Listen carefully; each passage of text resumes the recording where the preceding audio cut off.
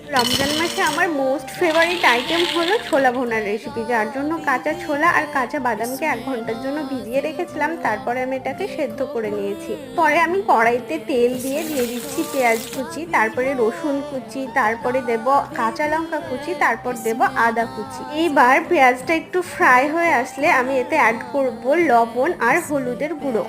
এবার ভালো করে নাড়িয়ে চাড়িয়ে পেঁয়াজটাকে বাদামি করে ভেজে নেব। তারপরে আমি এতে অ্যাড করব টমেটো কুচি। টমেটোটাকেও ভালো করে মিশিয়ে নেব। তারপর আমি এতে অ্যাড করব আলু। সেটাকে আমি সেদ্ধ করে টুকরো টুকরো করে কেটে নিয়েছি। এবার আমি এতে অ্যাড করব ওই যে সেদ্ধ করে রাখা ছোলা আর বাদামগুলো। তারপরে এটাকে ভালো করে নাড়িয়ে চাড়িয়ে ফ্রাই করে নেব। আমি খুব বেশি স্পাইসি করিনি, তবুও কিন্তু এটা খেতে দারুণ লাগে। তো লাস্টে আমি একটু ভাজা জিরের গুঁড়ো অ্যাড করেছি। আর এই যে আমার ফাইনাল লুক, খেতে তো দারুণ হয়, একদম মন আর পেট দুটোই কিন্তু ভরে যায়। তো ভিডিও ভালো লাগলে সাবস্ক্রাইব আর ফলো দিতে ভুলবেন না।